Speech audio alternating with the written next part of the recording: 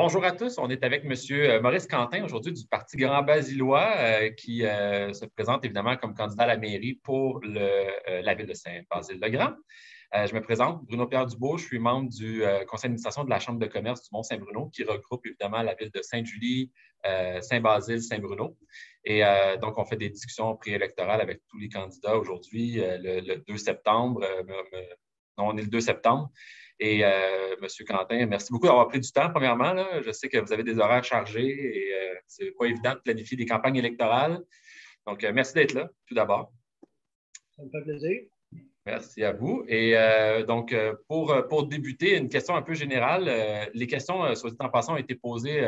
On a demandé à nos membres commerçants des trois villes les questions et les préoccupations qu'il y avait en fonction des prochaines élections municipales. Et puis, on a une douzaine de questions aujourd'hui à passer en revue. Et donc, ça a été des questions de nos membres directement. Puis, la première question qui est revenue, je ne vais pas dire la plus souvent, là, parce qu'il y en a d'autres qui reviennent plus souvent, mais qui est revenue assez régulièrement, c'est évidemment, est-ce que vous pourriez nous décrire aujourd'hui, c'est quoi votre parcours professionnel, personnel aussi, si vous voulez, qui était avant de devenir candidat à la mairie, puis pourquoi est-ce que vous voulez vous impliquer? Qu'est-ce que vous faisiez avant aujourd'hui? OK, bien, merci. Écoutez, j'ai toujours aimé la politique, que ce soit provinciale ou municipale. Étudiant, je militais pour les partis provinciaux. Quand je suis allé à l'Institut de police à Nicolette, parce que j'ai fait carrière comme policier, à cette époque-là, en 1976, on ne pouvait pas faire de politique. Tu pouvais militer, mais pas d'en faire. Donc, je suis arrivé à Saint-Basile en 1977. J'ai travaillé près de 35 ans, soit pour le service de police de Saint-Bruno ou de Longueuil avec l'agglomération autour des années 2000. Je me suis impliqué au début, dans les années 80, avec le hockey mineur un petit peu. Après ça, quand les enfants ont vieilli, je me suis impliqué au niveau des comités consultatifs, comités de circulation surtout. 2009 et 2013, j'ai été élu conseiller municipal à la ville de Saint-Basile-le-Grand. C'était M. Gagnon qui était là comme chef du Parti Grand Basillois. En 2017, quand M. Gagnon a quitté la politique, je suis devenu chef du Parti Grand Basillois. J'ai été défait à l'élection de 2017. 2018, je me suis joint avec l'équipe du Centre de bénévolat de Saint-Basile-le-Grand. Je préside le conseil d'administration depuis. Maintenant, 2021, étant donné que je suis chef du Parti Grand Basillois, je vais continuer. Je vais me représenter à nouveau pour la mairie, mais avec une équipe complètement renouvelée, des rajeunis, des jeunes gens là, qui ont à cœur le développement de la ville et la gestion des fonds publics. Là. Donc, on est rendu là. Super, merci beaucoup. La deuxième question, évidemment, plus générale, là, mais pour vous, là, de manière générale, c'est quoi l'importance des commerçants, des industries dans la vision de votre ville actuelle, mettons, dans l'état de la ville actuelle, puis du futur là, de Saint-Basile-le-Grand? Faut dire que Saint-Basile est quand même une ville un petit peu à part. On a une industrie qui est un contracteur général. On n'a plus de parc industriel. Donc, il y a les commerçants et les résidents. Écoutez, il y a 3 pôles à peu près de commercial à Saint-Basile-le-Grand. On a ce qu'on appelle le cœur villageois, qui est l'ancien vieux centre-ville de l'époque. On a les commerces qui sont sur la route 116, puis les commerces adjacents là, au boulevard du Millénaire, où le IGA et le Maxi. Parce que la gare, là. Oui, c'est beaucoup local. C'est principalement des commerces de proximité. C'est essentiel pour les gens de Saint-Basile. Mais c'est ça. C'est que on aimerait bien revaloriser le cœur villageois, mais c'est un projet qui avance quand même à pas de tortue. c'était de ça. Puis la rareté des locaux, présentement, dans Saint-Mandel-le-Grand, au niveau commercial, puis les prix aussi, surtout, font que c'est quand même assez difficile. Ouais, c'est une question qui va revenir d'ailleurs. Hein? C'est revenu souvent dans nos trucs, là, mais les locaux, ouais, effectivement, c'est une question qui touche nos commerçants. Au niveau des taxes, au niveau de nos commerçants particulièrement, là, c'est quoi votre vision, mettons, à court, moyen terme, là, de l'évolution de ce taux de taxation-là, mais aussi les charges fiscales en général, on pense à la taxe d'eau, des trucs comme ça qui affectent nos commerçants? Là. Ben, je vous dirais, dans les 4 dernières années, personnellement, j'ai trouvé que la taxe foncière avait augmenté de beaucoup, là, même, je dirais, de façon drastique. Là, quand je regarde les chiffres là, qui ont été soumis à Québec, c'est beaucoup. Écoutez, personnellement, moi, je pense que l'indexation au coût de la vie ou le prix la consommation devrait être le maximum qu'on devrait augmenter. Parce qu'il y a quand même deux façons de faire ça. C'est où tu augmentes des taxes ou tu contrôles les dépenses. Donc, malheureusement, on va peut-être vouloir contrôler les dépenses un peu plus, mais je pense que au niveau commercial, tout comme au niveau résidentiel, c'est le but que je me mets en tête là, de dire que c'est là qu'on voudrait aller. Parfait. Donc, indexation au coût de la vie. Ce qu'on appelle Oui, l'inflation, grosso modo. à l'inflation, c'est ça. Oui, parfait. Un autre sujet qui touche quand même beaucoup de commerçants, puis qui touche aussi les citoyens qui ne sont pas nécessairement commerçants dans la ville, mais au niveau de l'affichage des commerces. L'affichage des commerces, souvent, c'est compliqué d'afficher d'autres choses que le non commercial. Des fois, il y en a qui veulent afficher les produits qu'ils vendent, le type de. Pour un restaurant, ça peut être le type de cuisine. Ou en tout cas, il y a certains trucs, souvent, c'est pas nécessairement ce qu'on affiche, mais aussi le look de ce qu'on veut afficher. Comment on fait pour garder l'esthétique de la ville, parce que le but, je pense que même les commerçants, ils veulent que ce soit une belle ville, ils veulent que ce soit beau. Puis en même temps, de soutenir la visibilité de nos commerçants, eux autres qui veulent s'afficher avec leur raison sociale, leur raison commerciale. Puis tout ça. Comment on fait pour aider, et où l'équilibre là-dedans? C'est un équilibre qui est assez dur. Je sais que les restrictions sont assez sévères. On va dire, alors que j'étais conseiller, j'en ai entendu parler. C'est sûr que tout évolue. Je pense on peut prendre le temps là, de regarder, de trouver le juste milieu. Moi, je pense qu'il doit y avoir des solutions gagnantes-gagnantes là, à vérifier avec l'urbanisme, surtout. C'est eux autres qui font, pas qui réglementent, mais qui font L'application. l'application. Donc, est-ce qu'il y a moyen de faire autrement? Probablement. On est quand même rendu dans les années 2021. Là, peut-être que à regarder quand est-ce que ça s'est fait avant, puis je pense on peut faire de quoi là-dedans. Il s'agit de se parler et de s'écouter l'un l'autre. Ouais. Je pense aussi que, de manière générale, il y a une méconnaissance des règlements de la part de nos commerçants. Tu sais, souvent, je parlais avec un commerçant, un petit commerçant qui a qu'eux, ils n'ont pas nécessairement les ressources pour avoir, par exemple, tu sais, des grandes bannières, souvent, ils ont des gens qui s'occupent de faire des demandes de permis, tu sais, pour les villes, ils connaissent, ils savent quoi faire, ils savent comment s'y prendre, tandis que le petit commerçant qui ouvre une boutique ou un restaurant ou XYZ commerçant, des fois, c'est lui qui est le comptable, c'est lui qui est le caissier, c'est lui qui est le chef, c'est lui, tu sais, il fait beaucoup de choses. Ah oui, il peut être le menuisier aussi. Là.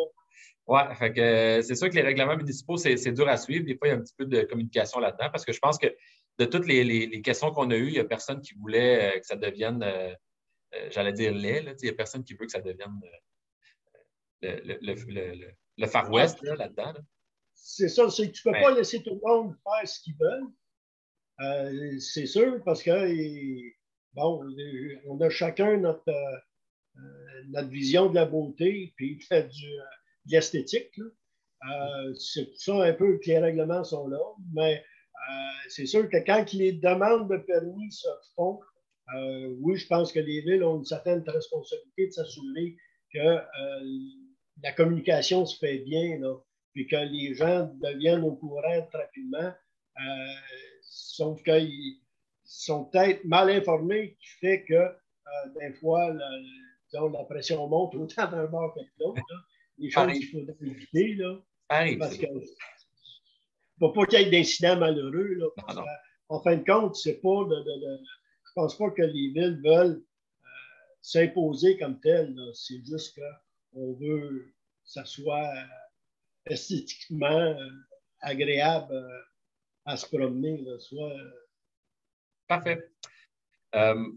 On parlait des petits commerçants tantôt, tantôt, il y a quelques secondes. Là. De manière générale, comment est-ce que vous voyez le rôle de la ville de Saint-Basile pour arriver à soutenir les petits commerçants et les entreprises en démarrage? Puis souvent, on sait ce qui est dur, c'est de passer la première année. On dit souvent que quand on prend la première année, on va faire 10 ans. C'est là qu'est le nerf de la guerre. Souvent, c'est quand l'entreprise est embryonnaire. Souvent, c'est les gens qui vont partir une entreprise dans leur maison, souvent, ou dans un très petit local ou tout ça. Est-ce que la ville a un rôle à jouer pour encourager ces petits commerçants ou ces petits entrepreneurs? Possiblement que la ville a un rôle à jouer. Moi, je verrais où est-ce que la ville peut aider le plus, c'est de dire, bon, ben, au niveau de l'affichage, exactement, c'est de dire, bon, ben, regarde, est-ce qu'on peut, le premier 6 mois, peut-être y aller un petit peu plus doux, soit que, on donne un exemple, s'il n'y a pas d'oriflamme de permis dans la ville, dans la réglementation, ben de permettre que peut-être le premier 6 mois, étant donné que c'est une méthode d'affichage qui va être amovible par après, qui est relativement peu coûteuse pour aider les commerçants à se faire connaître un peu plus, là, peu importe où ils sont. Je pense que ça pourrait être une avenue là, qui pourrait être amenée à y penser. Parfait. Au niveau vous avez parlé du cœur villageois tantôt, là, un petit peu, mais aussi au niveau le centre-ville de Saint-Basile, le cœur villageois, c'est un peu déplacé. Le cœur commercial, en fait, c'est un peu déplacé du centre-ville de la ville, là, avec évidemment la 116 qui est une grande artère commerciale et routière. Comment voyez-vous le développement de tout ça, là, du centre-ville de Saint-Basile, versus le principe d'achat local, évidemment, le développement à court terme de ça, versus à moyen puis à long terme? Est-ce que pour vous, il y a un développement à faire ou comment vous voyez ça, le centre-ville de Saint-Basile? Le cœur villageois ne peut pas nécessairement s'agrandir plus qu'il est là. En principe, le trafic de la route 116, ce qui est sur la route 116 aussi, c'est plutôt commercial. On a beaucoup de concessionnaires automobiles qui vont être là ou des chaînes de grandes bannières. Il resterait où ce qui est la gare du train de banlieue. À Saint-Basile, c'est ce qu'on appelle le secteur sud-ouest. On sait qu'il y a 100 hectares de terres agricoles qui sont là, qui font partie d'un projet TOD qu'on avait déjà demandé, la Ville a déjà demandé à ce que ça soit dézoné. Je pense qu'il y a beaucoup de travail à faire là-dessus. L'avenir de la Ville va se retrouver dans le secteur sud-ouest. On sait que dans la MRC de Montcalm, je pense que le gouvernement a autorisé que des terres agricoles soient dézonées. On avait déjà eu un projet de comment on pourrait dézoner. Donc, on pourrait avoir un secteur commercial, résidentiel, institutionnel, le fait que peut-être 70% des terrains appartiennent à la ville. Si vous avez besoin d'une nouvelle école, ben vous avez le terrain. Présentement, la ville n'a plus de terrain.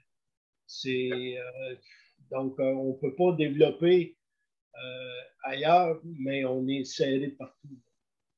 Est-ce que vous aimeriez être capable de dézoner ça? Ça appartient à la ville ou ça appartient à quelqu'un actuellement? Ça appartient à divers propriétaires. C'est 100 hectares de terres agricoles enclavées par du résidentiel. Là. Même quand c'est loué, les agriculteurs qui y vont dans le temps des récoltes ont peur de laisser la machinerie là. C'est un danger potentiel pour eux autres. Là. Mais c'est ça, 70 de ces terrains-là appartiennent à la municipalité. OK, quand Donc, ça pourrait, oui, tu peux en vendre, soit pour du résidentiel, du commercial, tu en gardes pour l'institutionnel, des parcs, tu peux faire une petite merveille avec ça. L'avenir de la ville est là, puis tu n'es pas obligé de le développer dans le premier 5 ans. Là, tu peux le développer sur 10, 20 ans pour t'assurer que les revenus augmentent tout le temps, puis que tu développes de façon adéquate. parfait. J'ai appris des choses. Au niveau du réseau routier, du trafic en général, puis quand on parle du trafic, évidemment, on avait des questions sur le niveau de trafic automobile, mais aussi au niveau des stationnements, du transport public à Saint-Basile, l'accès aux piétons, l'accès aux vélos dans les secteurs commerciaux de la ville. Comment vous voyez ce développement-là, puis la situation actuelle, est-ce que pour vous elle est bonne ou est-ce qu'il y a quelque chose à améliorer là-dedans? Ou où est-ce que vous vous situez par rapport à l'accès? C'est sûr qu'au niveau de la route 116, il y a beaucoup de travail à faire. Les pistes cyclables, le réseau cyclable piétonnier des deux côtés de la ville, parce que vous savez probablement que la ville est scindée en deux par la route 116 et la CN, la voie ferrée. Donc, c'est problématique dans un sens que les deux sont côte à côte. Donc, si vous voulez régler un problème avec LCN au niveau des barrières, aussitôt que les barrières remontent, vous êtes pris avec le trafic de la route 116. Nos intersections sont peut-être pas les plus adéquates qu'il y a, malgré qu'il y a des feux de circulation. Là. Gérer tout ça, plus on ne sait pas. On avait une petite idée, peut-être il y a 2 ans avant la pandémie, vers où que le transport en commun irait. Là, avec le REM, on ne sait plus trop, les gens, plus qu'il y a de télétravail, moins qu'il y a de train. Sauf que, dire, il va y avoir un gros travail, un travail énorme à faire, soit gérer le trafic de la route 116, puis c'est pas Saint-Basile qui est nécessairement le problème. Les autres villes autour de là, si tu veux te rendre à Montréal, ben, c'est la route 116. C'est le transport en commun qui va faire la grosse différence, d'après moi. Mais comme je dis, pour le reste de la ville, que ce soit au secteur nord ou au secteur sud, je pense que notre réseau cyclable est quand même assez bien développé là, pour se rendre dans nos pôles commerciaux comme tel, à l'exception de la 116 qui faut qu'il soit fait pratiquement en voiture. Parfait. On parlait des locaux tantôt, là, on a abordé les locaux, mais la 9e question, là, ça revient à ça a été comme un mélange de plusieurs questions en fait que j'ai faites parce que trouver un local abordable, positionné correctement, même bien positionné, c'est souvent compliqué pour un petit commerçant. Lors de la construction des nouveaux bâtiments commerciaux, que ce soit des espèces de petits centres d'achat, est-ce que la ville pourrait ou devrait ou exiger d'avoir des plus petits locaux, avoir une mixité des grandeurs de locaux à ceux aux promoteurs? Est-ce que c'est une solution pour vous? Est-ce que la ville pourrait le faire? Possiblement. J'ai vérifié avec l'urbanisme aussi, sauf que c'est complexe. Généralement, la ville, lorsqu'elle va discuter avec les promoteurs, ça va être plus avec les usages pour s'assurer que la compétition n'est pas toute dans le même centre d'achat, que les gros n'avalent pas les petits. Comme on discutait aussi, je veux dire, oui, si la ville irait dans ce sens-là, un des problèmes qui pourrait arriver, c'est que le petit commerçant, la business va bien, il voudrait s'agrandir, puis là, il ne pourrait plus. Dans un sens, au début, ça peut sembler simple de dire oui, peut-être qu'on pourrait le faire. À long terme, est-ce qu'on a regardé toutes les avenues? Je pense que c'est là que c'est important de se parler et de s'écouter. Parfait. On n'a pas parlé de pandémie à date, là, mais évidemment, comme je disais tantôt, on est le 2 septembre, on est dans un creux, un petit rebond de cas. On ne sait pas comment ça va se terminer. Ça fait déjà 1 an et demi là, qu'on est affecté par la pandémie. La, la, la, la 10e question concerne les restaurateurs qui ont été particulièrement sont impactés par la pandémie. Est-ce que la Ville a un rôle à jouer dans le développement, dans aider spécifiquement ce secteur-là? Est-ce que la Ville aide déjà peut-être les commerçants en tant que pandémie? Est-ce qu'elle devrait le faire? C'est quoi votre vision là, sur particulièrement le secteur restauratif là, de Saint-Basile? Ben, pour aider les restaurateurs, les moyens financiers, les villes ne les ont pas. Mais il pourrait avoir des avenues, je ne sais pas, peut-être qu'il pourrait avoir un projet pilote de dire d'avoir des terrasses à mobile. Donc, les restaurateurs pourraient s'agrandir, quitte à aller un peu sur l'emprise publique pour avoir une terrasse pour que, au moins durant les mois d'été, ils puissent en profiter davantage. Je pense que ça pourrait être une solution qui pourrait être offerte ou être restaurateur en question. Suite à ça, bon, des fois, il y en a qui vont dire que les gens gardent le reçu de restauration, puis qu'il y a un tirage, je ne sais pas, ou quelque chose, afin d'amener les gens à aller plus souvent au restaurant. Mais la ville comme telle, comme je dis, à part que essayer d'aider avec l'urbanisme, ça serait assez dur. Juste pour le bénéfice de tout le monde, la Ville n'a pas le droit de subventionner des entreprises. On ne peut pas directement donner Oui, non, c'est juste pour que tout le monde soit au courant. Là. Pour ça, je dis non, mais souvent, il y en a qui vont penser, ouais, ben, il faudrait donner des congés de taxes pour faire ci, pour Ouais, c'est pas si simple. Là. Non. Tu peux pas vraiment aller là. Non. Mais comme je dis, y a-t-il d'autres moyens? Possiblement. Parfait. Puis en plus, les restaurants, je trouve que c'est un secteur qui a été éprouvé et qui est encore éprouvé aujourd'hui. Ils ont encore une limitation de place dans leur commerce versus les autres commerçants où est-ce que, bon, actuellement, il n'y a plus. Pour le commerce au détail, ils ont enlevé la limite qu'il y avait. Donc, c'est encore un secteur qui va être touché. Merci de votre réponse. La 11e question était plus, je veux dire, spécifique parce que la Chambre de commerce, nous, on touche aussi à Saint-Bruno. À Saint-Bruno, on sait qu'il y a les promenades Saint-Bruno. Puis évidemment, ça impacte les commerçants locaux de Saint-Basile. On s'est fait parler aussi de l'impact du 10-30 qui s'est développé beaucoup dans les 10-15 dernières années. Puis aussi, le carrefour de la Rive-Sud, pour les gens à Boucherville, les gens peuvent le situer, c'est où est-ce que le IKEA, le fameux IKEA.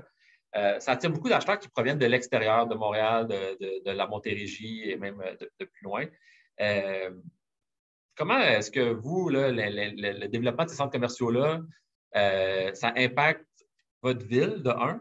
Puis de deux, est-ce qu'on est capable de profiter de ces gens-là qui passent par la 116, qui passent par votre ville pour booster, dans le fond, nos commerces locaux? Là? Est-ce qu'on est capable de l'utiliser?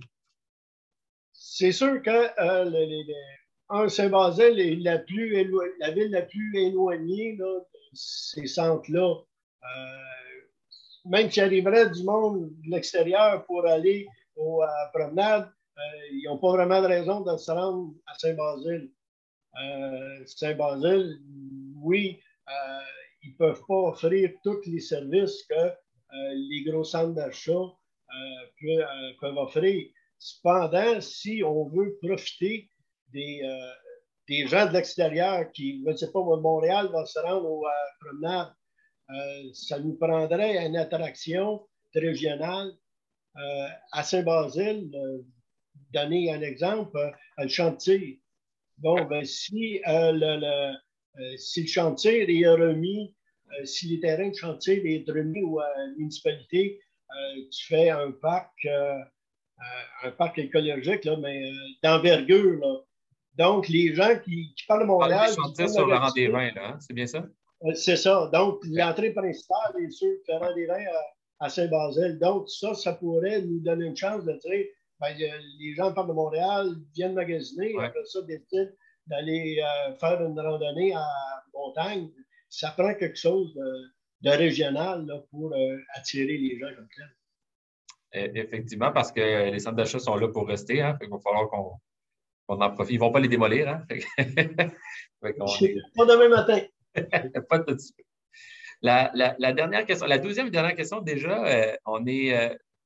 C'est un peu chauvin peut-être, mais c'est quoi pour vous la place de la Chambre de commerce du Mont-Saint-Bruno là, dans le dialogue entre la ville et ses commerçants? Est-ce que c'est quoi la vision? C'est quoi ce que vous pensez qu'on peut s'apporter mutuellement là, avec la ville si vous êtes élu?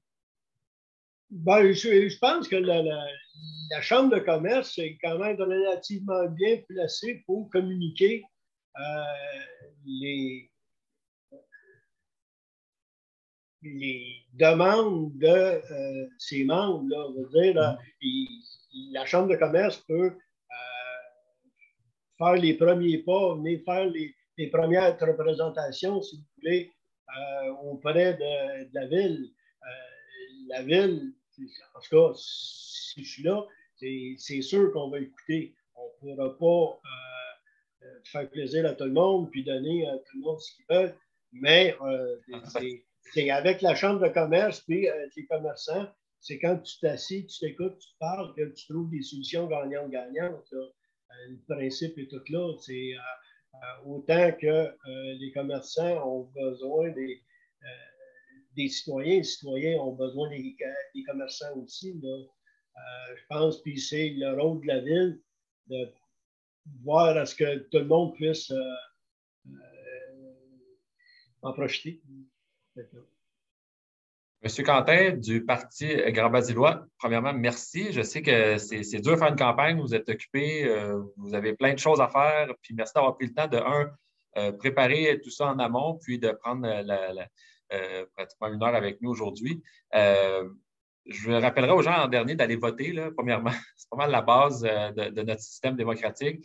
Les élections municipales, c'est vraiment important. C'est quelque chose qui est très, très concret pour les commerçants. Puis même en tant que citoyen aussi, là, c'est super concret, c'est super important. Je vous souhaite bonne chance pour vos élections, M. Quentin, à vous et vos candidats.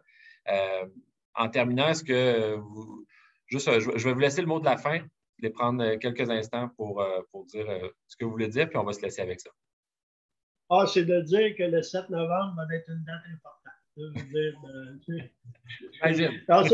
C'est moi qui vous remercie de m'avoir invité.